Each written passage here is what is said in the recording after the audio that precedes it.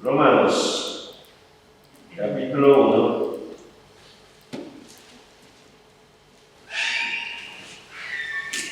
versículo 18 al 23 nuevamente. Y si me cansé de alguien que quiera ponerse en pie o que su Biblia lea todo el pasaje, del 18 al 23. Dale, de pie con fuerza.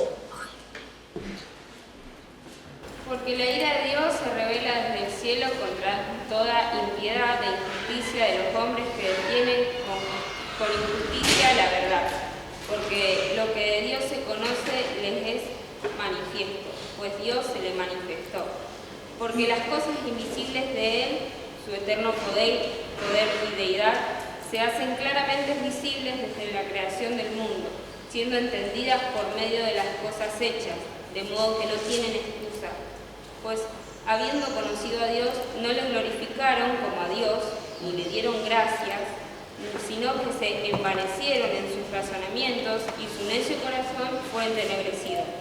Profesando ser sabios, se hicieron necios y cambiaron la gloria de Dios incorruptible en semejanza de imagen de hombre corruptible, de aves, de cuadrúpedos y de reptiles. Okay. Antes que nada quiero hacer una consulta. ¿Por qué le falta respeto a Dios? Estoy preguntando a todos. Por ejemplo, si viene una maestra a su curso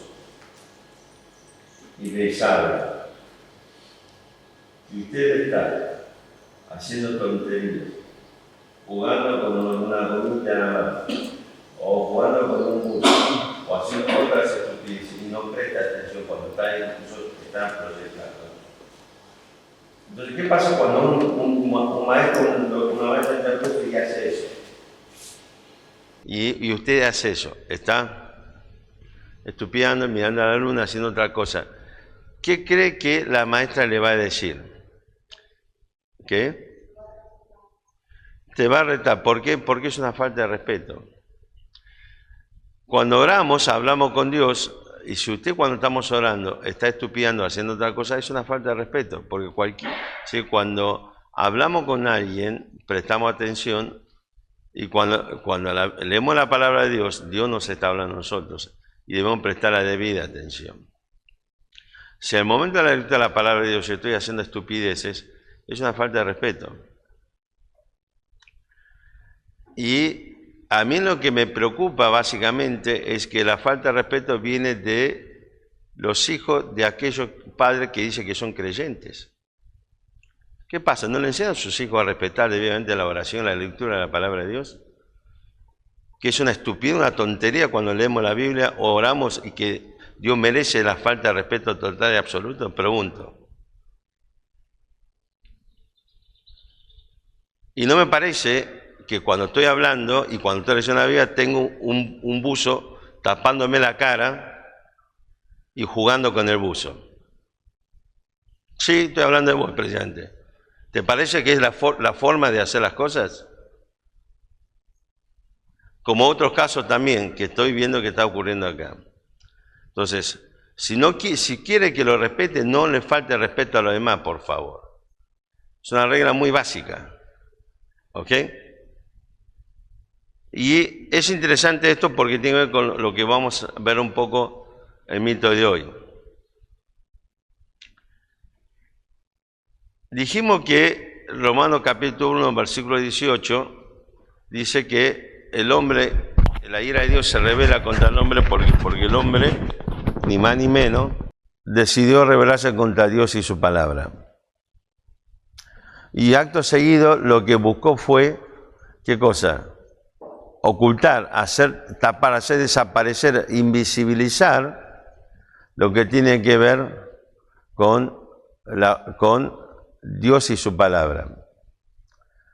Y una de las formas que ha logrado el ser humano en esta nueva estructura social que ha generado es la religión. Entonces, la religión lo que viene a hacer es precisamente darnos un nuevo relato que tiene que ver con Dios y de esta forma ocultar la verdad acerca de Dios y de su palabra. La pregunta mía es esta. Siempre que usted por ahí tiene un conflicto con alguien, supongamos tiene un conflicto con un docente, puede pasar, ¿ok? Yo recuerdo que en una de las primeras materias que tuve en mi carrera, había una profesora que era, ¿se imaginan los tambores de petróleo? O imagínense 5 o 6 tambores atados. Así era esta profesora. Además de que es horriblemente horrible. No, era una cosa espantosa la mujer. Pero ella es fanática River, socia River, entonces venía y hablaba sobre sus actividades como socia River, en la institución de River Plate. Y entonces un día dijo, nosotros los deportistas. Y a mí se me ocurrió esbozar una sonrisita. Bueno, no fue tan sonrisita. Fue una sonrisa, digamos. Y la tipa me miró mal. Entonces, ¿cuál fue su forma de vengarse? Agarra, termina el curso y dice, Cuo, para la próxima clase me estudia tal tema. Bueno, entonces llego con el tema preparado y la tipa a mí no me pregunta. ¿Saben qué le preguntaba? A todo lo que estaba alrededor mío, adelante, atrás y los costados. Y claro, como me miraba diciendo, ¿qué pasó acá? Bueno, y la tipa vuelve a decir, bueno, la próxima clase usted me tiene que estudiar tal tema. Llegaba y volvía a preguntar todo lo que estaba alrededor mío. Llegó un momento que yo entraba al curso, se escapaban todos. Nadie quería sentarse cerca mío. Era un caos. Entonces, hacia el final de la materia, la tipa estaba saliendo y me dice, estudie porque va a reprobar la materia. Pero, doctora, yo estudio, usted no me pregunta. Mirá lo pirada que está la tipa un momento dice, ¿cómo quiere preguntar? Si usted no está acá, está su espíritu acá. Está piradísima la tipa. Así fue el tema. Yo sabía que me iba a destrozar en el examen final, así que decidí abandonar el curso y volver a recursar. Ahora, no se me ocurrió jamás buscar la forma de hacerla invisible en la Facultad de Derecho. Buscar alguna forma para que la tipa nadie sepa que exista, hacer algo para que, aunque esté, todo el mundo tenga una visión absolutamente distorsionada, incorrecta de ella. Nunca se me ocurre hacer, o sea, yo puedo estar enojado, peleado o aún rebelarme contra un profesor. Hemos hecho una vez, un día, un profesor llegó a la mañana y se le ocurrió comenzar a hacer comentarios racistas y antisemitas y se generó una discusión. ¿Y qué hicimos? Como integrante centro estudiante, llamamos, hablamos, convocamos y hicimos una sentada enfrente de la facultad para precisamente visibilizar ese hecho. Entonces, el hecho de que yo actúe en contra de alguien, o está en rebeldía contra alguien, ¿por qué creería que tengo la facultad, la potestad de hacer que esa persona desaparezca, invisibilizar a esa persona? ¿Por qué creería que tendrá esa capacidad, ese poder para hacerlo? Pero sin embargo, el ser humano hizo eso. El ser humano creyó que podía oponerse y ocultar y hacer que Dios desaparezca. Y creó toda una estructura, un relato, un mito de religión, ¿sí? Para que primero buscó que Dios desaparezca de esta sociedad y después crea una superestructura que se llama religión, que lo que hace precisamente hace que Dios en verdad desaparezca y sea reemplazado, como dice Pablo aquí, ¿sí? por seres humanos, por cuadrúpedos, por reptiles y por aves. El ser humano ha llegado a la conclusión y ha desarrollado esa arrogancia de creer que puede tapar el sol con un dedo. Y este es el otro mito que el ser humano y toda nuestra sociedad viene desarrollándose a través del tiempo. ¿ok? Yo puedo realmente decidir que Dios aparezca o que Dios desaparezca. Yo puedo incluso decidir lo que Dios debe hacer o no debe hacer, o cómo Él tiene que aceptar como yo hago las cosas. ¿Por qué motivo el ser humano, cree usted que el ser humano tiene esa arrogancia, esa soberbia? Esto está en el origen. Fíjese un detalle. Vamos primero a Isaías 14. Vamos a leer el versículo 12 al 14, 12, 13 al 14. Como caíste del cielo, oh lucero, hijo de la mañana, arrojado fuiste por tierra, y debilitabas a las naciones. Tú que decías en tu corazón, subiré al cielo, de lo alto junto a las estrellas de Dios. Levantaré mi trono y en el monte del testimonio me sentaré al lado del trono. Sobre las alturas subiste y seré semejante al Altísimo. Escúcheme, fíjese qué interesante. En este relato tenemos una historia acerca de Satanás, digamos. Si usted analiza esto, es la situación exactamente inversa a la del Señor Jesucristo. ¿En qué sentido? Ahora vamos a ver. Comienza precisamente el versículo 12, ¿sí?, hablando de, ¿qué cosa? De la caída de Satanás. ¿Ok? Cortado fuiste por tierra y así sucesivamente. Comienza diciendo cómo caíste del cielo. Y bueno, si usted encuentra alguna vez algún versión, no de versión, sino alguna referencia a Génesis 2.2 o algún tipo de planteo acerca de Génesis 2.2, consecuencia del juicio de Satanás, la caída, todas esas cosas, bueno, esa referencia bórrelo. Es una burrada. No tiene nada que ver todo esto con Génesis capítulo 2, versículo 2. Ahora, el tema es esto, fíjese. El problema es que Satanás, dice el versículo 12, que se produce la caída de Satanás. Y la razón de la caída es lo que aparece en el versículo, después del versículo 13. ¿Ok? Que es ni más ni menos la autoexaltación. En este caso será el lucero y se transforma en Satanás. Fíjese en qué consiste esta autoexaltación que hace, o sea, ¿por qué digo que es una autoexaltación? Dice el versículo 13, empiece a contar la cantidad de veces que, digamos, ¿cómo se llama? Cuando... O sea, no aparece la palabra yo, pero a eso se refiere. Dice, tú que decías en tu corazón, empieza, subiré ¿quién? Yo subiré al cielo, en lo alto junto a las estrellas de Dios, yo levantaré mi trono, en el monte del testimonio me sentaré, al orar al norte, sobre las alturas de la nube, subiré y yo seré semejante al Altísimo. El punto central aquí es interesante, que lo que Satanás, ¿sí?, el planteo de que hace el lucero es que él es semejante al Altísimo. O sea, él puede ser semejante a Dios. ¿Ok? Por eso necesita estar en el monte de Dios, ¿sí?, en el norte, junto a las estrellas de Dios, porque él es Dios, o puede llegar a ser como Dios. Por supuesto,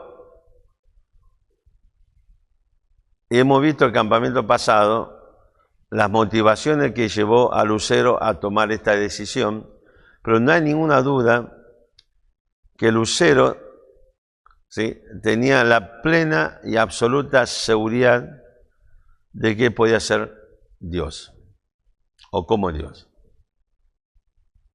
¿Ok? Si usted analiza después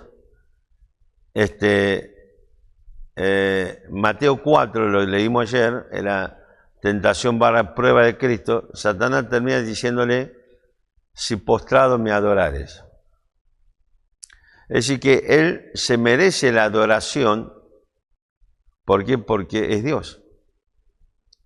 Porque en la Biblia, en toda la extensión de la palabra de Dios, ¿sí?, la exhortación, si se quiere, digamos, el mandato de la adoración siempre es hacia Dios. Y quiero decirles algo. Siempre que la Biblia habla de adoración, está relacionado con una palabra. ¿Se acuerdan cuál es la palabra? Postrarse. Fíjense que Satán le dice a Cristo, si postrado me adorares. Si usted va a Mateo capítulo 2, cuando llegaron los tres magos de Oriente, los reyes magos, Melchor, Gaspar y Baltasar, uno era negro, ¿ok? Igual para mí este relato, este cuento es muy discriminatorio porque no aparece ningún oriental, aunque estos magos vinieron de Oriente, y dice que entraron a la casa, o sea, donde la casa de José y María, dice, se postraron y adoraron. Siempre que aparece esta idea, este concepto de adorar en la Biblia, está junto a la palabra postrarse. ¿Por qué? Porque indudablemente la adoración es un reconocimiento, y esta está la definición, es el reconocimiento de lo que es la persona a quien uno adora. Entonces uno reconoce, ¿sí?, a la persona de Dios, o quién es Dios, entonces uno adora y se postra ante Él y reconoce que Él es Dios, por lo tanto es infinitamente superior a nosotros. Por eso merece que el ser humano se vaya a postrar delante de Él. Esto ocurría con los reyes, por ejemplo. Cuando usted, por ejemplo, antiguamente te presentabas delante del rey, tenía que postrarte. Y después está, en muchas culturas, por ejemplo, incluso está la indicación de que no lo mires ni siquiera, o sea, digamos, levante tu mirada para mirar al rey o al emperador, porque no tenés dignidad para cruzar tu mirada con la mirada de él. Usted sabe que hay una película coreana muy interesante que cuenta acerca de la época de la Guerra Fría, Corea dividida entre el norte y el sur. O sea, no me acuerdo muy bien el título de la película, pero es una película coreana. Y entonces a un soldado coreano, un oficial, le ofrece el laburo de ser, digamos, una espía y lograr entrar a Corea del Norte. Pero le dijeron, mira, para hacer este laburo tenemos que borrar todo digamos, tu récord o tus datos, o ¿cómo se llama sí, datos, lo que cita sobre vos. Desaparece del mundo y se crea toda una nueva historia sobre tu vida. Y tiene que desaparecer y no tiene que relacionarse ni con su familia, nada por el estilo, porque lo van a investigar. No vaya a ser que descubre que el tipo dice soltero y termina, tiene familia, hijos, padre, madre, lo que sea, se podría todo. Entonces, en esta nueva identidad va a China continental, ¿ok? Ahí es donde entra en contacto con unos espías de Corea del Norte y él se presenta como un importante empresario coreano que puede proveer de alimento para Corea del Norte, porque Corea del Norte hasta hoy tiene gran problema de escasez de alimento. Va ganando la confianza de la gente, finalmente llega a Corea del Norte y lo lleva delante de Kim Il, no sé cuánto, el líder coreano, y le dice, delante del líder coreano el tipo tiene que estar siempre con la cabeza inclinada. Si en algún momento levanta la cabeza tiene que mirar a cualquier lado. No puede mirar directamente al presidente coreano. ¿Por qué motivo? Porque él es casi Dios y vos no estás a esa altura. O sea, este concepto existe en toda la historia de la humanidad y es interesante, ¿no?, que la Biblia ese concepto se lo da a Dios y el ser humano se lo apropió. Es interesante. Ahora, Fíjese esto. Satanás 5 veces habla de sí mismo, de su exaltación y su capacidad de que yo puedo lograr esto.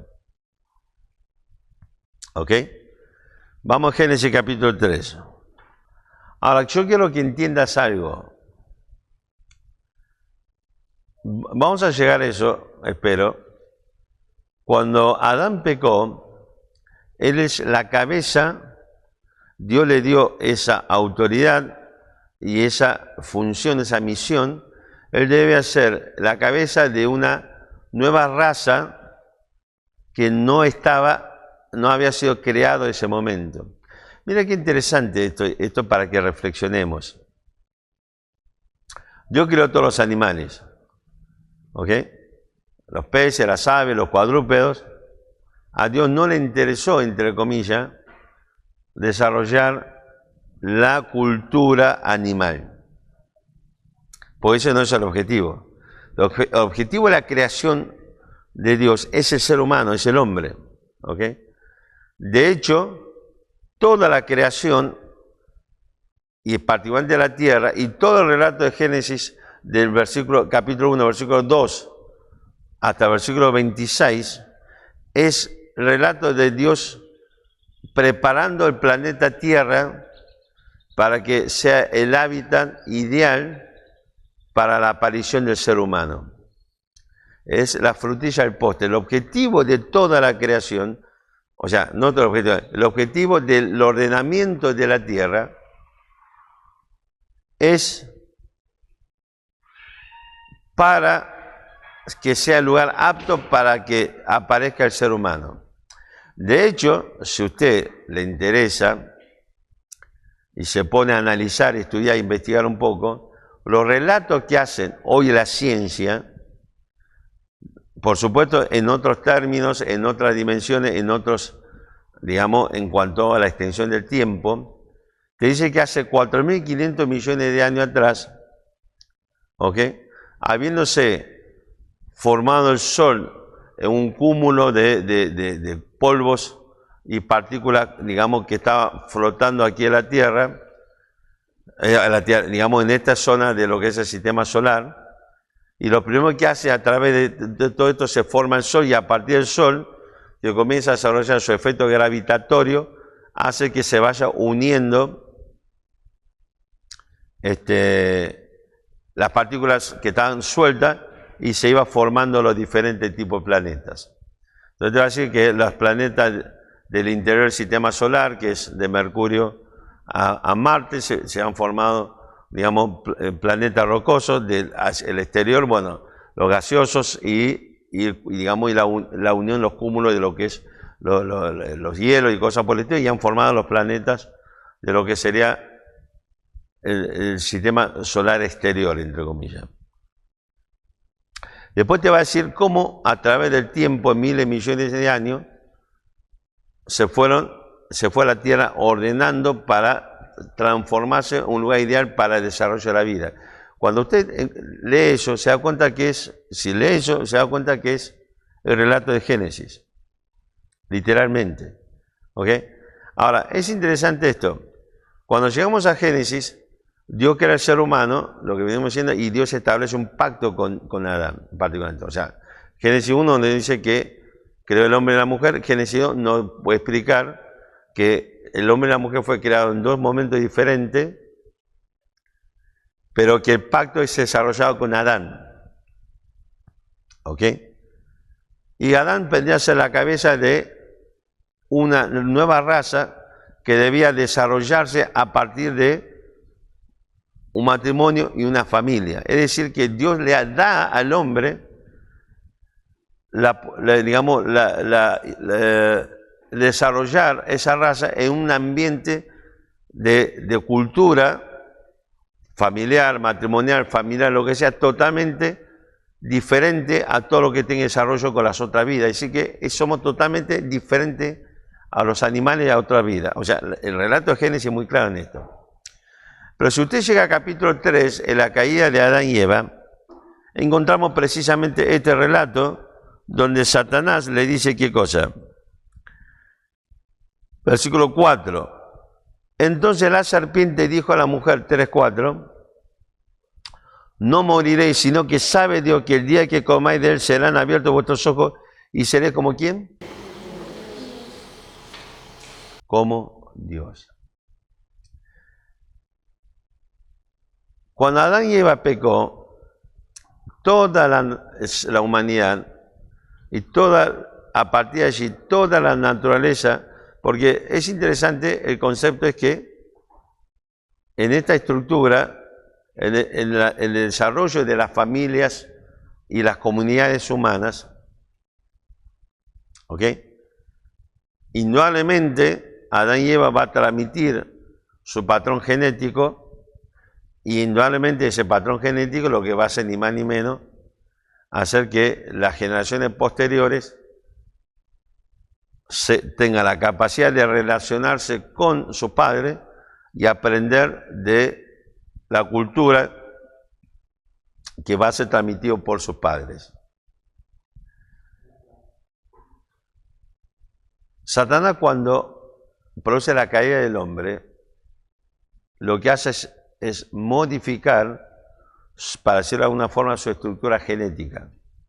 De manera que a partir de allí, toda la humanidad va a nacer con una estructura genética de corrupción. Por eso la naturaleza humana, a partir de Adán, es una naturaleza totalmente corrompida por el pecado. Pero es interesante que Satanás le introduce aquí su propia estructura genética. O sea, la corrupción es generada por Satanás, provocando el pecado en el ser humano. Ahora quiero decirte algo, cuando vos o yo hacemos algo en contra de la palabra de Dios, no es una viveza, o no es una vivada, es pecado. Yo tenía 11 años cuando empecé a fumar. ¿Por qué empecé a fumar? Porque es una vivada, te hace creer que... En esa época, incluso, por ejemplo, qué sé yo, Miriam, ¿viene hasta acá, para acá, o está allá en la cocina? Bueno, Miriam que está en la cocina se tiene que acordar, y obvio Miguel también, Lili también, que son todos mayores que yo. En esa época había ciertas marcas de cigarrillos que eran todas importadas. Importadas, no era... Por ejemplo, vos tenías LM Box, o sea, vos porque venía cajita, en vez de ser papelito, y era importado cigarrillo. ¿Te acuerdas, Miguel? Estaba el Marlboro Box, que era importado. Estaba ya para lo que nos queremos ya medio hippie, ¿no? Que era un cigarrillo negro muy fuerte, estaba Gitan, o sea, gitano o gitana, ¿sí? Una marca francesa, Gitan. Era todo importado, carísimo. Entonces la guita que uno agarraba de eso, o agarraba de donde sea que manoteabas, era ir a comprar cigarrillo importado. Y el tema era prenderte un puchito en el bondi, para que todos vean. En esa época se podía fumar en el colectivo, no había problema. De hecho, en esa época, se te acuerdan, los colectivos tenían un cartelito que decía prohibido salivar. Ustedes no creen que la gente escupía en los colectivos, ¿es verdad o no? Entonces, estaba el cartel que dice prohibido salivar. Algunos lo sigue haciendo. ¿Sí? O sea, el argentino promedio fue modificando esa costumbre, pero antes era común eso, estar escupiendo como un guanaco. Entonces los colectivos lo escupían, entonces estaba el cartel que dice prohibido salivar. Yo cuando era chico me acuerdo, subía al colectivo, prohibido salivar. ¿Por qué? Ya no entendía por qué motivo.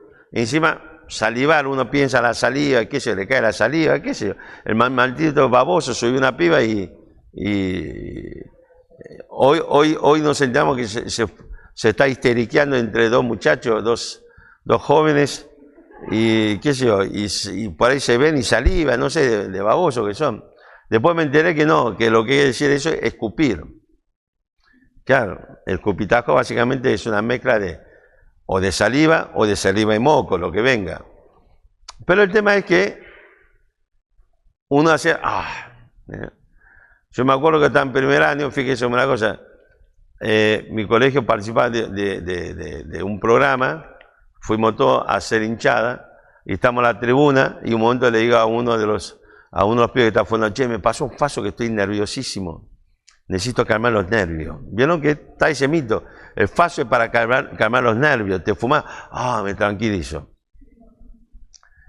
Ahora, y no era cualquier fosforito que usamos. Se tiene que acordar, ¿se acuerdan de la ranchera? Que era un fosforito de cera que lo podía prender en cualquier lado. Entonces voy caminando a la calle, pasar por la pared, frotaba y se prendía ¿cómo se llama? El fósforo, y con eso, éramos unos cheronca bárbaros, unos resuperados. Y la realidad es esto, el gran problema es que esas ideas, gracias a eso cuando tomé decisión, no tuve problema de dejar el pucho, pero el problema es que hay mucha gente que sigue, lo peor de todo es que, el problema es que hay gente que sigue teniendo esa misma idea o mismo concepto, que cree que esto es algo bueno, me hace resuperado, no sé qué cosa. Y la realidad es que es pecado igual. Crea lo que crea, piense lo que piense, sigue siendo pecado. Así que, ¿el punto cuál es? El punto es que el gran problema aquí en todo esto, en este contexto, lo que encontramos es esto. Que cuando Satanás le dice a la mujer, seréis semejante a Dios, seréis Dios, dice, Satanás le estaba transmitiendo el mismo concepto o los mismos patrones genéticos que él tiene, como vemos en Isaías 14, cuando 5 veces él dijo, manifestó claramente que él es como Dios. Y ahora le dice al ser humano, vos también sos como Dios. ¿Se entiende el concepto?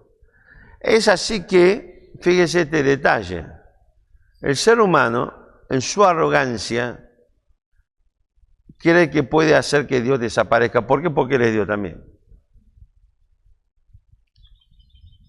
El ser humano puede ocultar la verdad de Dios o acerca de Dios por medio de lo que él hace, fabrica, inventa o crea, lo que sea. Miren qué interesante concepto. El ser humano a través de los siglos ha desarrollado este mito de que yo puedo, ocultar o hacer que Dios desaparezca. Ahora, esta visión o esta idea es lo que nosotros enfrentamos habitualmente cuando compartimos el Evangelio. Porque cuando compartimos el Evangelio, aparece toda esta naturaleza, o estas características de la naturaleza caída. Como yo soy semejante a Dios, yo puedo decidir lo mismo que Dios decide. Porque Satanás le dice a la mujer, dice, no moriréis, sino que sabe Dios que serán como Dios, ¿Qué cosa? Sabiendo bien y el mal, sabiendo. Es decir que nuestro conocimiento, nuestra sabiduría, nuestra capacidad de todo tipo es como la de Dios. Y específicamente en este versículo, el concepto ¿cuál es? Que yo puedo desarrollar una sociedad justa, conforme o semejante a la justicia de Dios, una sociedad moralmente intachable, conforme a la moral perfecta de Dios. El gran problema es que la moral de Dios se referencia en su santidad. La moral de Dios no puede violar la santidad de Dios. Jamás. Porque la santidad de Dios es precisamente uno de sus atributos. Dios nunca puede lograr algo, hacer algo que vaya en contra de él. Así que su moral nunca va a violar su santidad. ¿Por qué el ser humano tiene la arrogancia de creer que puede desarrollar una moral que es semejante o se puede referenciar a la santidad de Dios cuando esa moral humana surge a partir precisamente del pecado? A partir del momento que ya violó la santidad de Dios, y ahora creo que yo puedo hacer algo igual a... O sea, esto forma parte de la arrogancia del ser humano. Entonces, cuando nosotros compartimos el Evangelio, ¿qué hace la gente? La gente te hace creer qué cosa. Lo que surge de las religiones. ¿Sabes lo que dice la religión básicamente? Depende de lo que vos haces, vas a llegar al cielo o no. Todas las religiones te va a hablar acerca de lo que vos podés hacer. Y es lo que siempre venimos diciendo. En el mundo entero existen 12 religiones. Solamente 2. No, vos decís, pero pastor, existe la religión oriental, el judaísmo, el islamismo, no, todo lo que quiera. Pero existe solamente, bíblicamente hablando, 2 religiones. Una religión que es la religión de obras. Porque todas las religiones, cualquiera sea su origen, su naturaleza, el índole, lo que sea, habla de lo que vos podés hacer y lograr. ¿Ok? Pensemos en el catolicismo, por ejemplo. El catolicismo te habla de los sacramentos. Para morir en estado de gracia, tenés ¿qué cosa? Tenés que haber cumplido con los sacramentos, que comienza con el bautismo y termina en la extrema unción. Fíjese que es interesante leer la historia de Sarmiento. Sarmiento, ¿alguien sabe en qué ciudad y de qué país murió Sarmiento? Murió en Asunción de Paraguay. ¿Ok? ¿Y sabe qué día muere Sarmiento? El día maestro. Mentira. ¿Qué día murió Sarmiento? El 11 de septiembre. ¿Y por qué el día maestro es el 21? Porque cuando llegó el cuerpo de Sarmiento aquí a Buenos Aires. Ahora fíjense un detalle. Sarmiento se murió clamando, reclamando, gritando, rogando por un sacerdote para que le dé la extrema unción. Y no fue ningún sacerdote católico. ¿Sabe por qué? Porque el tipo era masón. Y entonces la Iglesia Católica estaba, no sé ahora, pero en esa época estaba agarradísima a tortazo con los masones. Entonces no podías jamás ir a darle la extrema unción a un masón, por ejemplo. Y Sarmiento murió sin que se le practique el último sacramento, que es la extrema unción. Ergo, Sarmiento no pudo llegar al cielo. Mira qué interesante. Entonces, todas las religiones, no importa, usted va al budismo y el budismo también te enseña, te dice que vos podés trascender y llegar a ser como Dios si vos podés desarrollar una conciencia y una moral superior. De hecho, la cultura china, por ejemplo, usted sabe que el infierno es extremadamente tenebroso. Por ejemplo, si vos sos una persona, porque fíjese que el infierno en la cultura china fue armado según qué cosa, según las necesidades económicas del país. Por ejemplo, si vos sos una persona que malgastaste mucho calzado, cuando vas a la otra vida caminás sobre una montaña de puñales. Si malgastaste mucho aceite en tu vida, te van a freír un tacho de aceite. No es en serio, esto no es broma. Entonces este mito lo que buscaba era que los pobres chinos no malgasten, sino que sean extremadamente cuidadosos con la utilización de las diferentes cosas. Yo creo que si lo que surge en la mitología china es cierto, el día que yo me muera voy a caminar por una montaña de puñales. Antes de cumplir un año, yo ya había roto mi primer par de zapatos. Así que, lo que me espera. Ahora, fíjese un poco esta idea. Entonces, fíjese que no importa, vas a los musulmanes, pasa igual.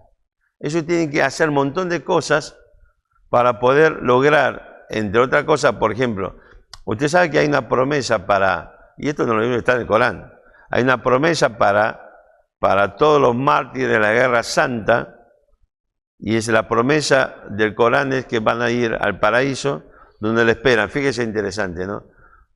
Muchas mujeres y mucha agua. Claro, si uno entiende que los árabes en general viven en zonas bastante desérticas, esto de que hace mucha agua, es muy interesante, ¿no? La idea. Entonces, fíjese que todas las religiones hablan de obras, lo que vos tenés que hacer. El tema es, la Biblia nos enseña, entre comillas, otra religión, que es la religión de la gracia. Lo que Dios dice que el ser humano no tiene forma de satisfacer las exigencias de Dios. Por eso es la gracia de Dios que envía a Jesucristo a morir por nuestros pecados. Entonces, tengo toda la religión del mundo que habla de la obra y la Biblia que habla de la gracia. O sea, en el mundo entero existe solamente estas dos religiones y nada más. ¿Ok? Entonces, fíjense que cuando uno sale a compartir el Evangelio, encontramos esta idea, que el ser humano, a través de la religión, a través de su moral, puede realmente alcanzar, entre comillas, la gracia de Dios. Habitualmente, uno de los grandes impedimentos para que una persona decida creer en el Evangelio es que uno tiene que pasar de esta concepción de que yo puedo a la concepción, la idea de que yo no puedo. La idea de que yo no soy tan malo y puedo resolver este problema de mis errores, a la idea clara de la palabra de Dios que soy pecador y en esa condición lo único que merezco es la condenación eterna, por lo tanto la necesidad de Cristo para resolver este problema. ¿Se entiende un poco la idea? Entonces, estas son las dos grandes religiones que existen en el mundo. Entonces, fíjense que el ser humano ha desarrollado esta arrogancia de creer que puede hacer desaparecer a Dios o crear una estructura que en definitiva le dice a Dios cómo Él tiene que resolver el tema conforme a qué cosa, a mi propia sabiduría. Dios tiene que, ¿qué cosa? Tiene que abocarse a mis demandas y a mi sabiduría, mi inteligencia, mi capacidad. Cuando precisamente nadie que no reconozca su condición, ¿sí?, de total, digamos, corrupción delante de Dios, su condición de total ruina moral y su incapacidad, por más que se crea lo que se crea, de poder obtener la gracia de Dios, si no llegas a esa comprensión y esa convicción, no hay forma de lograr la salvación. Yo le voy a plantear esta situación, a ver qué opinan ustedes.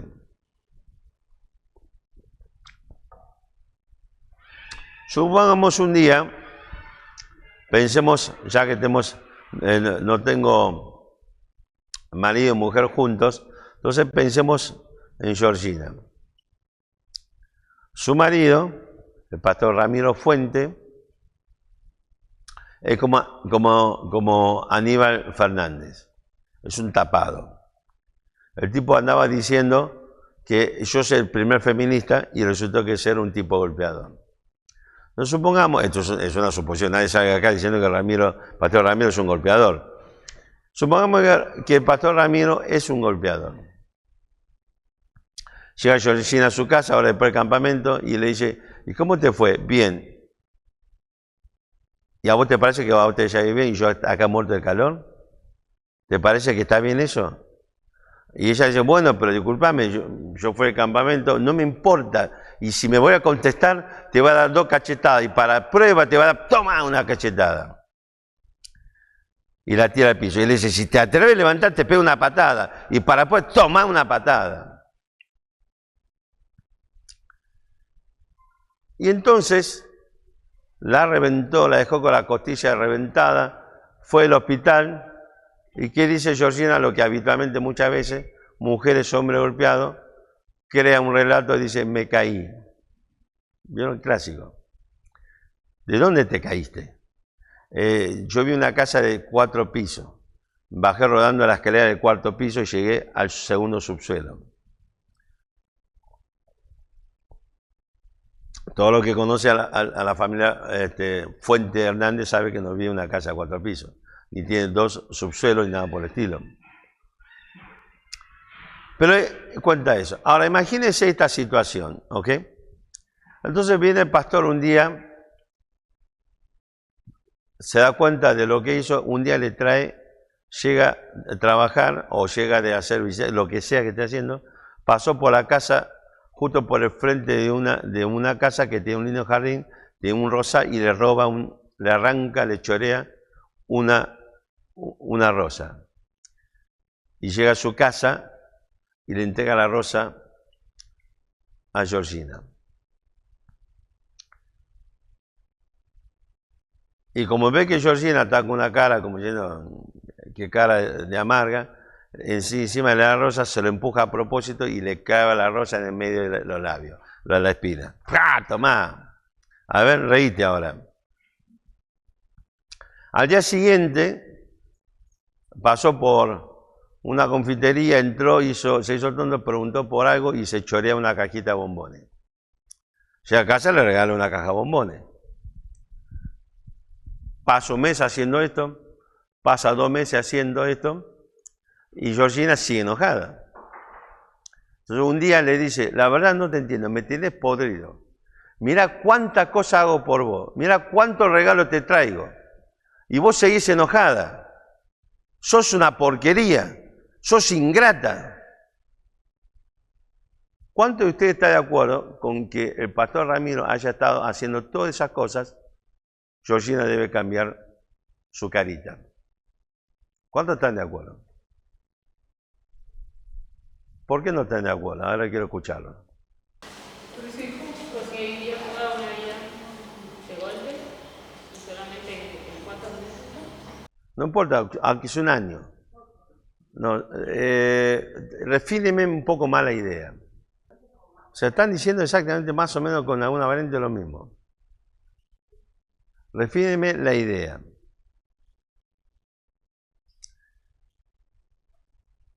El problema, a ver, el tema es algo muy sencillo. ¿Cuál es el problema del conflicto entre Georgina y el pastor Ramiro?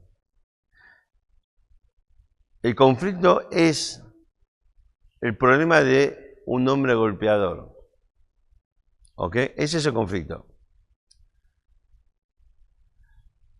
Ella es la ofendida, el pastor es el ofensor, y el problema declarado entre ambos es un tema específico que es la golpiza.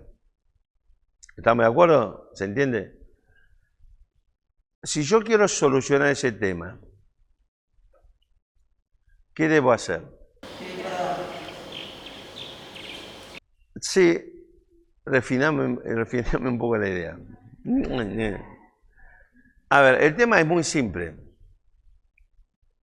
Yo puedo pedir perdón. Imagínate esta situación. Se levanta el pastor y dice, perdóname, esposa, la verdad que se me fue un poco la mano. Y le empieza a traer la rosa, los bombones y cosas por el estilo. Y ella sigue enojada. A ver, hay una cuestión elemental, es esto. Lo que el pastor está diciendo en su arrogancia, que ella tiene que aceptar las prendas de paz que él le trae. Su enojo está en que ella no acepta lo que él hace por ella. Él le trae flores, chocolate, no importa el origen. Ella no preguntó si lo robaste, lo compraste o le tiraste el coche encima a una jubilada y le sacaste lo que tenía. El punto central es que el pastor exige, demanda, y esa es la razón de su enojo, es que ella tiene que aceptar lo que él hace, las prendas de paz que él entrega. Si vos querés solucionar el problema, vas a tener que sentarte y preguntarle a ella, que es la ofendida, cuáles son los términos para solucionar este tema. Hay una cuestión lógica elemental. Porque si yo decido, o sea, yo ofendo a alguien, yo decido lo que el ofendido tiene que aceptar porque yo digo, estamos mal. Imagínense esta situación. Se peleó Iván con Josué. Iván habitualmente es el malo, es el que lo molesta, le rompe la paciencia, y Josué un día se enojó con razón.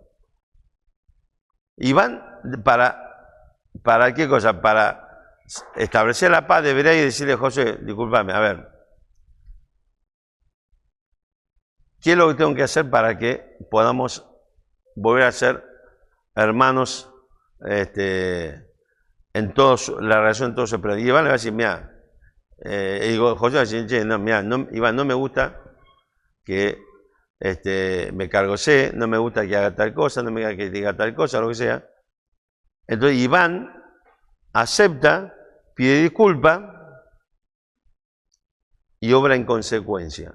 Entonces, si esto es así y Josué sigue sin perdonar a usted, ¿qué va a decir? ¿Iván es el culpable? No, le dirá a Josué, che, loco, ya está, vos le dijiste las cosas, él lo está haciendo, ¿y por qué seguís con esa cara de traste? ¿Están de acuerdo o no?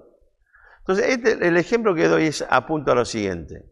Nosotros pecamos, quebrantamos la ley de Dios, y después vamos y le decimos a Dios cómo Él tiene que, bajo qué condiciones mías, Él tiene que perdonarme y aceptarme. Esto es parte de esta arrogancia del ser humano. Y entonces cuando yo digo, no, yo haciendo esto voy a llegar al cielo.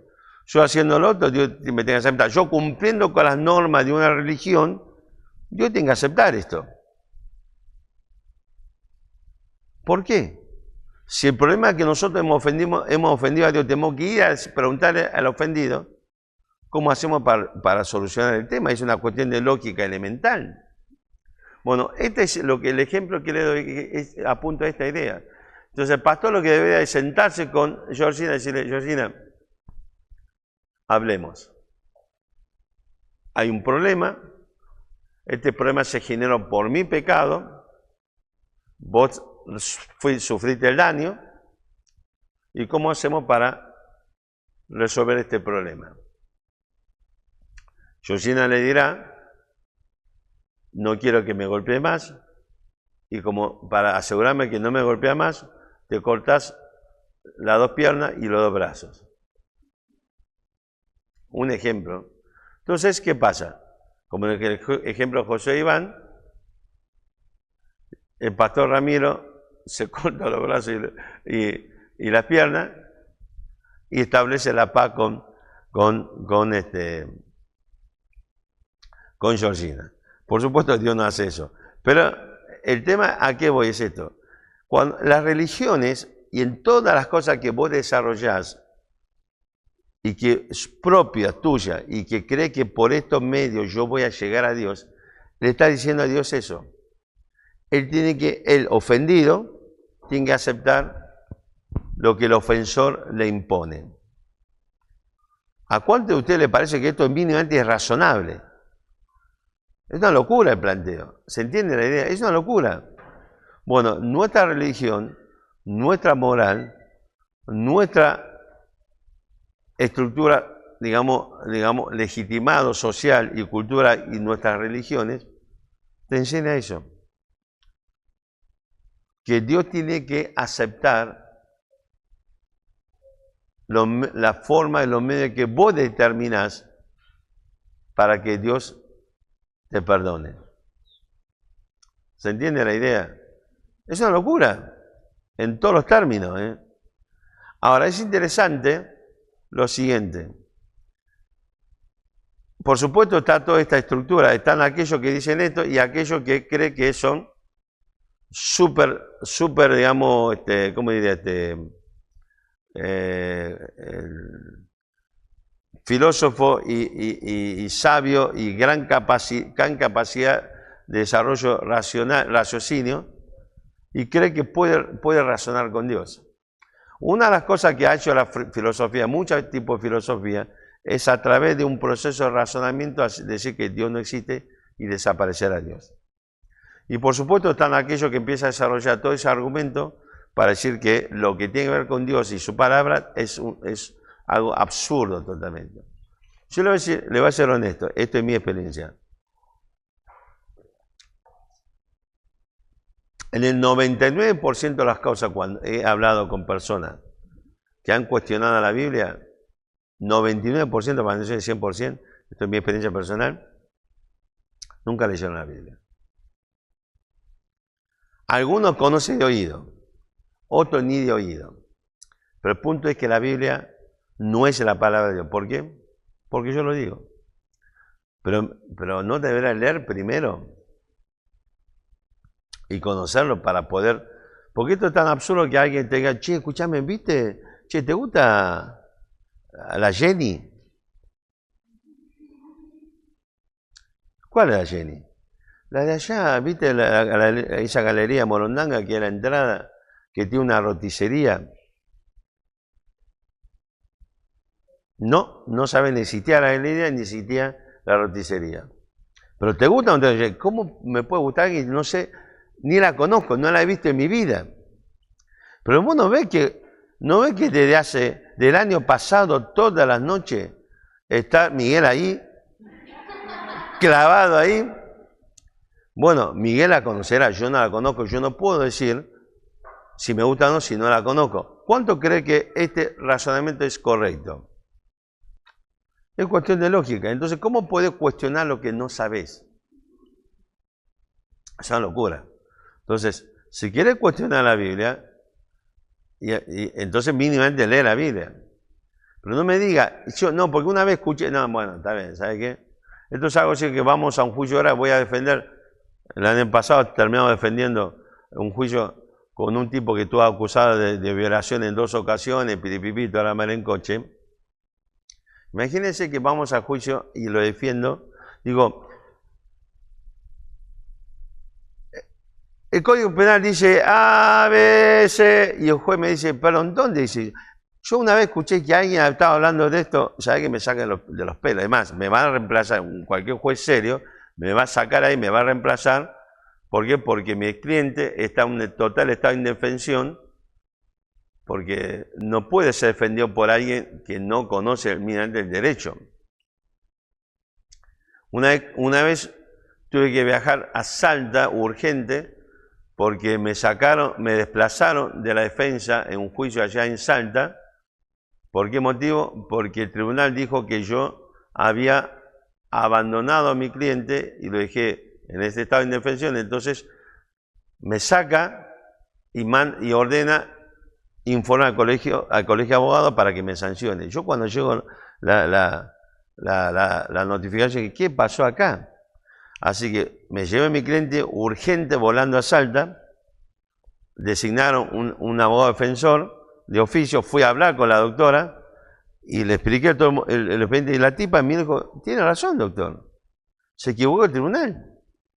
Entonces la tipa dijo, quédese tranquilo que yo voy a hacer una presentación.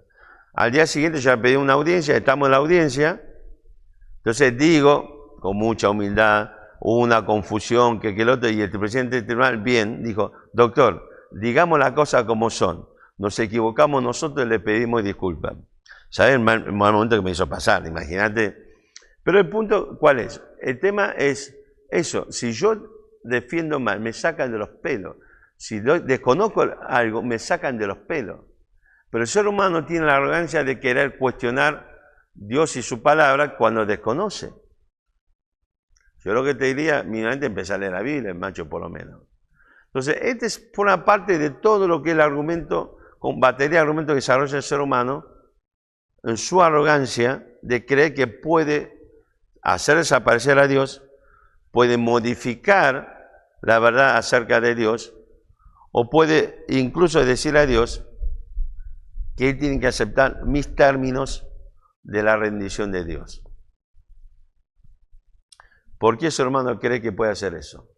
¿Por qué cree que con la injusticia puede ocultarse, desaparecer, digamos, lo que tiene que ver con Dios y su palabra?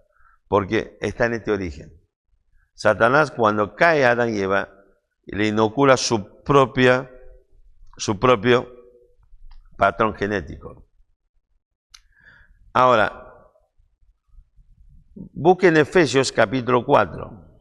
Fíjese el versículo 22. ¿Alguien que quiera leer? En cuanto a la pasada manera de vivir, despojaos del viejo hombre, que está viciado conforme a los deseos engañosos. Fíjese un detalle. Lo hemos dicho muchas veces. Cuando aparece esta frase, pasada manera de vivir, viejo hombre, la carne, la vieja naturaleza y cosas por el estilo, todas esas frases, se refiere a un solo, digamos, a un solo sujeto, que es la naturaleza caída, la naturaleza corrompida, emergente del pecado de Adán. A partir de Adán, toda la humanidad recibe exactamente esta misma naturaleza. Entonces, cuando uno habla de la carne, se refiere a la vieja naturaleza. Cuando uno habla del viejo hombre, se refiere también a esa naturaleza corrompida. Y Pablo dice aquí, fíjese qué interesante, que esa vieja naturaleza corrompida está viciado conforme a qué? A los deseos engañosos. Fíjese qué interesante, ¿no? ¿A qué deseos engañosos se referirá? A muchas, indudablemente, pero tiene que ver con su origen. El origen de todo esto, y dice el Señor Jesucristo, que Satanás, ¿qué es el padre de qué? De la mentira. Satanás debuta en la historia bíblica mostrándose presente, o Dios mostrándolo como un ser mañoso que se dedica a engañar. Y a partir de allí, toda esta superestructura creada de una sociedad sin Dios, una religión que deforma y contribuye a ocultar a Dios y su palabra, lo hace a través de ¿qué cosa? Del engaño. Así que todo lo que usted vive en este mundo, todas su filosofía, su política, su entretenimiento, y todas las cosas que el mundo te presenta como algo valioso, es parte del engaño que Satanás ha desarrollado. Y nosotros, con esa vieja naturaleza, deseamos todo lo que surge del engaño de Satanás.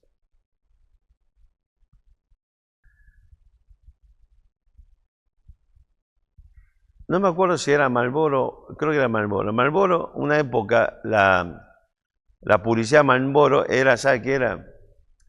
Era un tipo, creo que era medio modelo francés, guapo, pintón, lindo como yo.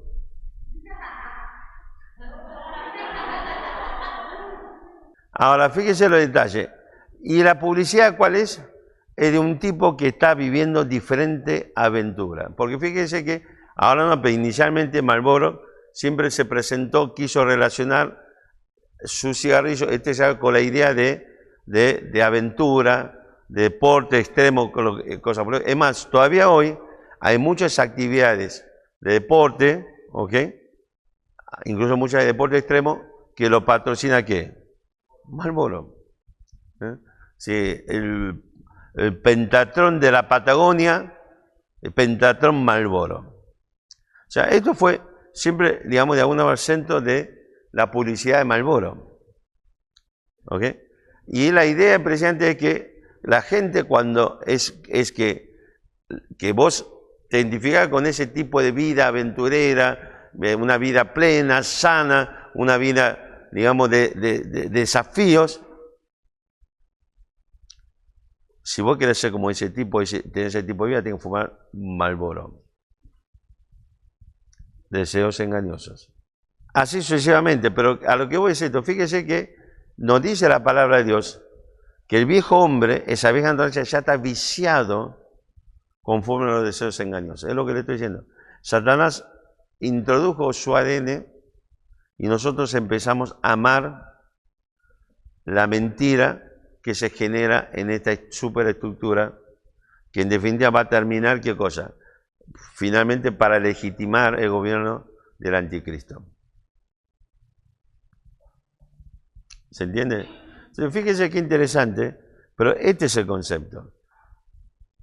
El tema es, usted y yo, cuando nosotros nos ponemos en esa tesitura de creer que somos más sabios que Dios, que nosotros podemos desarrollar algo que determine que Dios no existe, o usted puede realmente de alguna forma establecer las condiciones para que Dios se avenga a usted y se sujete a sus condiciones, usted lo puede hacer porque usted es Dios. Porque esto tiene que ver con el origen del ser humano. Por eso el ser humano tiene esa arrogancia de creer que puede hacer todo esto. Es lo que Satanás quiso hacer y fracasó, y le inocula este mismo pensamiento, este mismo concepto a la creación predilecta de Dios, que es el ser humano. Entonces, cuando usted, entre comillas, sobre todo, o sea, yo puedo entender una persona que ha estudiado, ha leído, se ha tomado el tiempo de razonar, pensar, examinar, y puede llegar a una conclusión equivocada, lo podemos debatir. O sea, tiene mi respeto, por lo menos el tipo se hizo el esfuerzo para estar donde está ahora. Los mangas de pichi que no tienen nada, no sabe nada, no lee nada, no conoce nada, no meditó nada y absolutamente y se cree que la sabe toda, mi más profundo desprecio, sinceramente, porque es lo que la Biblia habla de los necios. ¿Ok? Entonces, este es el tema. Y este es el problema de por qué muchas veces el ser humano no quiere creer en Cristo, porque aceptar el Evangelio de Cristo significa que uno tiene que pasar de la posición de alguien, un arrogante que cree que la tengo toda, digamos, atada, a una posición de humillación y reconocer que estoy perdido. Creer que yo sé todo y pueda lograr todo y que Dios tiene que sujetarse a lo que yo digo, a una posición donde le debe decir a Dios, yo no puedo. Si usted no es capaz de poder humillarse delante de Dios y decirle a Dios, yo no puedo solucionar el problema del pecado, que es el conflicto entre Dios y los hombres. Yo no puedo resolver el problema de la exigencia de tu ley, ni a la mano de tu santidad perfecta. Yo no puedo hacer el bien que tu ley moral exige. No lo puedo hacer. Como no lo puedo hacer, no lo puedo lograr, no tengo otro destino más que la condenación eterna del infierno. Por esa razón yo ahora acepto el regalo que vos me estás ofreciendo, que es la gracia y tu amor manifestado en la cruz de Calvario por la obra del Señor Jesucristo. Dos religiones del mundo entero, religión de obras, todas las religiones, o la religión de la gracia, que es lo que aparece en la palabra de Dios. Hasta que no hagas este viaje desde la soberbia a la humildad, no hay posibilidad que quieras aceptar la salvación. Y el problema no es Dios, a ver si lo entendemos. El problema en este relato entre Georgina y el pastor Ramiro, el problema no es Georgina, el problema es el pastor Ramiro. Entonces el problema es que no es Dios que no te quiere salvar, que no quiere extenderte la gracia, no es Dios que no se preocupa por vos, no es Dios. El problema sos vos. Como ofensor, sos incapaz por tu arrogancia de sujetarte y humildemente venir al ofendido a establecer las condiciones de paz. Fíjese un detalle. El ser humano, esto forma parte de la contradicción del ser humano. El ser humano sabe que eres ofensor, pero no quiere aceptar las condiciones de ofendido. Fíjese que en todas las guerras, habitualmente el ofensor, al perder la guerra, tiene que aceptar todas las condiciones del ofendido. Esto dio origen, ¿sabe qué? A Hitler y a todo el movimiento nacionalsocialismo. Después de la Primera Guerra Mundial, ¿sí? Alemania, ¿sí? Entre otros países, Estados que ha perdido la guerra, tuvo que aceptar condiciones realmente humillantes de parte de los países vencedores. Después de la Primera Guerra Mundial se firma el famoso Tratado de Versalles, y los países vencidos, entre otros Alemania, quedó en bancarrota, iba a permanecer en bancarrota durante décadas. De hecho, las condiciones que estableció el Tratado de Versalles para que Alemania garpe, ¿sabe cuándo se terminó de pagar? Búsquelo después, fíjese por internet. Creo que no sé si hace 30 años atrás o menos, es cuando se termina de realmente cancelar la deuda generada por la derrota de la Primera Guerra Mundial. Mire las condiciones gravísimas que se le impuso, y presidente, esa situación, digamos, de extrema humillación de Alemania, sumando a la gran, digamos, condiciones infrahumanas a las que fue sometidos los alemanes, es el caldo cultivo que dio origen al surgimiento del nacionalsocialismo y al encumbramiento de Hitler finalmente. Esto es historia, no lo digo yo. Pregunté aquí al licenciado y le va a decir que es verdad. Me dice que es mentira y se arma la podrida. Pero es así el asunto. O sea, el ser humano tiene este concepto. El ofendido establece las condiciones para que el ofensor, entre comillas, acepte un tratado de paz. Pero cuando vamos a Dios, es al revés. Dios, el ofendido, tiene que aceptar las condiciones del ofensor para establecer las condiciones de paz. Mire que forma parte de nuestra contradicción. Pero esto también, termino siempre con esta idea, ocurre también dentro del cristianismo. Hay mucha gente, muchos hermanos o personas que son salvos, han sido salvos genuinamente, y te reconoce que para encontrar salvación en Cristo Jesús tuvo que aceptar, bajarme del pony, de la arrogancia, la soberbia, y humillarme delante de Dios y reconocer mi total ruina moral, mi total incapacidad para solucionar ese problema y aceptar el regalo de Dios, que la gracia de Dios a través de Jesucristo que murió en la cruz de Calvario por mi pecado. Pero qué interesante que una vez que hemos dado ese paso de fe y hemos creído en Cristo y después queremos vivir una vida en las mismas condiciones. Es decir, la vida que a mí me llevó a esa ruina moral, ahora la quiero de este lado, digamos, de la mesa. Y le decimos a Dios, ya no me interesa que vos me digas que ahora tengo que vivir una vida de santificación conforme a los principios de tu palabra. Ahora voy a volver a establecer las condiciones de la vida que yo quiero vivir, como yo la quiero vivir, como a mí se me entaja la reverenda gana, y Dios tiene que aceptarlo.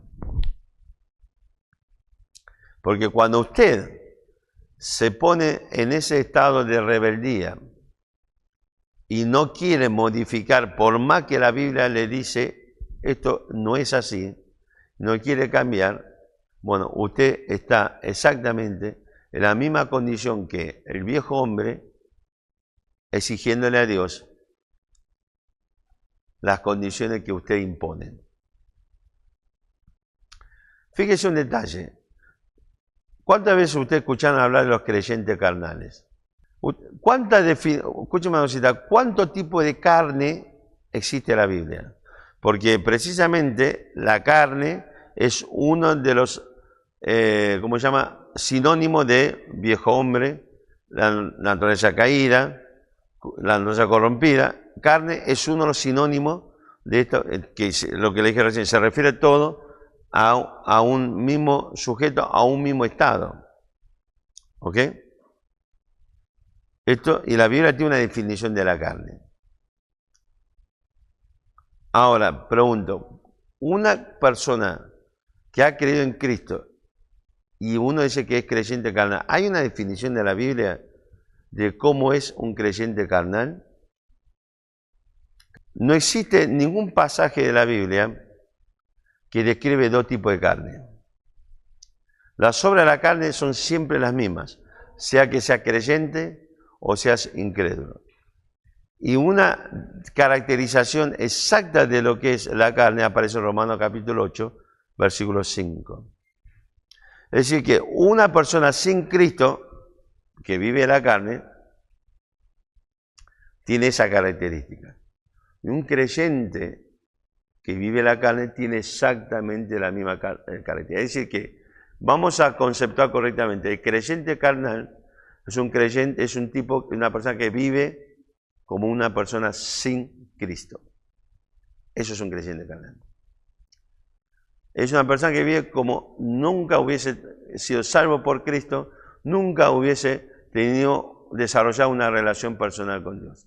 Un creyente carnal es una persona que vive como cualquier ser humano que no tiene a Cristo como su Salvador. Lean después, lo leemos mañana. Lo leemos mañana para que vean, fíjense, Romanos 5 nos da una... Habitualmente la Biblia describe las obras de la carne, como pasa en Gálatas, por ejemplo, que describe, capítulo 5, describe las obras de la carne. Lo leímos el sábado o el domingo, bueno, ok.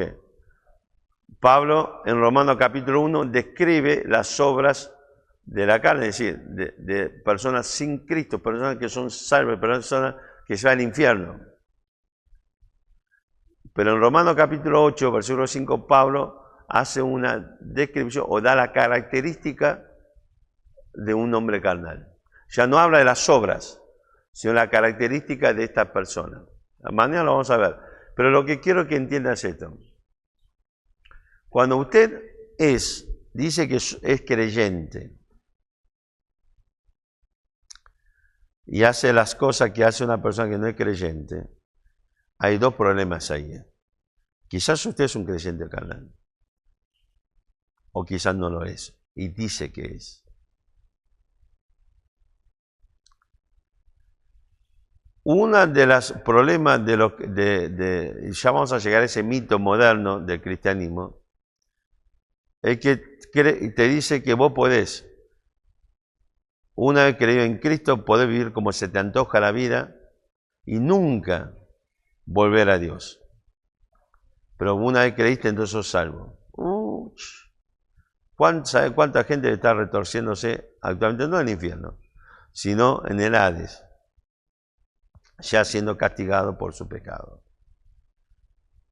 Entonces, ya vamos a llegar a ese punto, pero el tema es esto simplemente.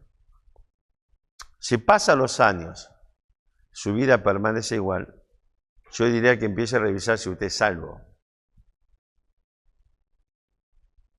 Porque suena lindo. No, yo soy... El otro día, antes de venir al campamento, un amigo que dice que es salvo, estuvo en el interior viendo el tiempo, volvió a Buenos Aires. Le dije, negro, te espero el domingo a la iglesia. ¿Sabe qué me dijo? No puedo ir. Le digo, ¿por qué? Yo pensé que me iba a decir, me siento tan culpable. No, dijo, lo que pasa es que uno tiene que estar preparado. Yo si voy tengo que tener unas palabras para compartir las puchas, maldita sea. El desgraciado que vive en cualquier... Pero el tipo no viene porque no tiene unas palabras para compartir con la iglesia. A ver, yo pensaba entre mí, venga que vas a venir a compartir algo. Pero el punto, fíjese su argumento. No es que no se congrega porque está pecando. No se congrega porque no tiene unas palabras para compartir con la congregación. Dejate romper lo que no. Pero bueno, esto es un poco parte de la arrogancia del ser humano. Entonces, fíjese, la pregunta mía es esto. Si vos crees que sos salvo, la pregunta es, fíjate la historia de tu vida. La historia de la vida de tu vida describe una persona que ha vivido y ha luchado para vivir conforme a Dios o su palabra, o la describe la historia de una persona que ha estado viviendo de conformidad con una forma de vida, una característica y unas obras como de cualquier persona sin Cristo. Si esta es tu situación, yo te diría que empieces a bajarte de tu pony, de tu arrogancia, de tu soberbia, y sea capaz de sujetarte a Dios y decirle, Dios, examina mi vida. Algo está pasando en mi vida mal. Quizás el problema es que realmente nunca hubo salvación en mi vida. Yo lo que le digo es que esto no es un juego, simplemente me voy a entender, esto no es un juego. Nadie tiene futuro comprado. La muerte puede llamar la puerta de tu vida hoy o dentro de un minuto. Y una vez que te haya muerto no hay más posibilidad de nada. El hebreo es muy claro. Está determinado que el hombre muera una sola vez y después el juicio. Después ya no hay más vuelta atrás, no hay más tu tía que vaya. Por eso dice el Salmo que si oyera hoy su voz, no endurezca vuestro corazón. Nos dice que hoy es el tiempo de la gracia de Dios. El ser humano ha desarrollado esta cultura, esta superestructura desarrolló este nivel de soberbia y arrogancia que cree que puede realmente hacer desaparecer a Dios. Una de las versiones de esta arrogancia es que yo puedo decir a Dios cómo tiene que Él hacer las cosas. Y la versión cristiana es la misma arrogancia que le dice a Dios, me importa 3 pepinos lo que es tu palabra. Tienen que aceptar mi decisión de mi forma, mi filosofía de vida. Porque soy yo que soy como Dios. Somos pares. Este es el mito de esta sociedad, de este mundo sin Dios. Y es el mito que lamentablemente, muchas personas traen a la iglesia a una pretendida vida fruto o consecuencia de la salvación. ¿Cuál es tu situación? Siempre me he dicho que una vida no examinada es una vida que no vale la pena ser vivida. ¿Cuándo fue la última vez que te examinaste delante de Dios? Dios, a ver, vamos a ver, esta es mi vida. ¿Qué dice tu palabra? Claro, volvemos a lo mismo. Estamos complicados de preguntarnos qué dice tu palabra cuando nosotros no leemos, no tenemos conocimiento de la palabra de Dios. Una de las manifestaciones de la arrogancia de una persona sin Cristo es que yo no necesito de Dios y de su palabra. ¿Por qué cree usted que cuando alguien que dice que yo soy salvo y tiene la misma arrogancia, ahora es diferente? No lee la Biblia porque realmente le está diciendo a Dios que yo no necesito de la guía, la dirección y la verdad de tu palabra. Porque con lo que yo sé, conozco, mi sabiduría, mi sapiencia alcanza. Por eso no tengo necesidad de conocer tu palabra. Quiero que sepa, mi hermano, cuando la palabra de Dios no es parte de tu vida cotidianamente, es manifestación de esa misma arrogancia. Yo no necesito de la palabra de Dios para conocer a Dios y saber qué es lo que Dios quiere para mí. Es un problema, ¿no? Así que, ¿cuántos de ustedes hoy están dispuestos a decirle a Dios, ¿sabe qué? Me bajo de mi pony de la arrogancia, la soberbia y me coloco realmente en donde tengo que estar? Humillado, postrado a tus pies, para escuchar lo que tenés para mí. ¿Cuánto está dispuesto hoy a decirle a Dios, yo me voy a bajar de este pony de la arrogancia y colocarme en el lugar que realmente tengo que estar postrado a tus pies? No estoy diciéndole que esto tiene que ser a nivel emocional. Estoy diciendo que si yo me bajo esa arrogancia, le estoy diciendo a Dios que quiero cambiar mi vida. Sea comenzando con la salvación, sea comenzando a desarrollar una vida diferente conforme a su palabra. No estoy diciendo bájese y después siga haciendo lo mismo. Bajarme del pony y humillarme significa que le estoy diciendo a Dios, esto no lo quiero y quiero lo que vos tenés para mí y voy a vivir ahora conforme a lo que vos tenés para mí. Si no estás dispuesto a hacer eso, lo que digas sigue siendo parte de deseos engañosos. Seguir mintiendo para seguir siendo un hipócrita, hacer lo que quiero y no lo que Dios dice. Así que la pregunta es, ¿cuánto quiere realmente hoy humillarse delante de Dios y decirle, Dios, quiero cambiar mi vida? Y necesito que me ayude por tu palabra, me ayude por una iglesia, por hermanos, que me pueda orientar en tu palabra la vida que querés que yo tenga. De eso estoy hablando. Si el que está dispuesto a hacer eso, hoy es el momento de arreglar las cuentas con Dios. Vamos a orar. Todo el mundo con los ojos cerrados, con la cabeza inclinada.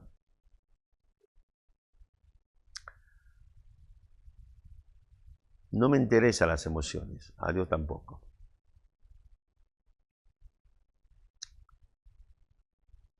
Dios quiere ver nosotros decisiones.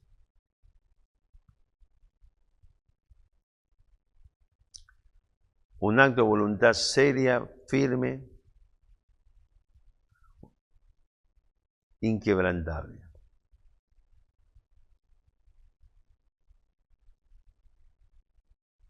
Dios, me bajo del pony.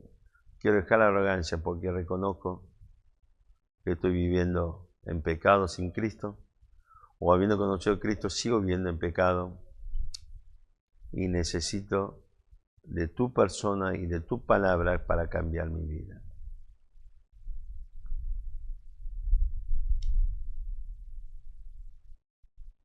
¿Qué vas a hacer hoy con Dios y con el Señor Jesucristo? Santo Dios, queremos darte gracias por tu palabra nuevamente, imploramos que tu Santo Espíritu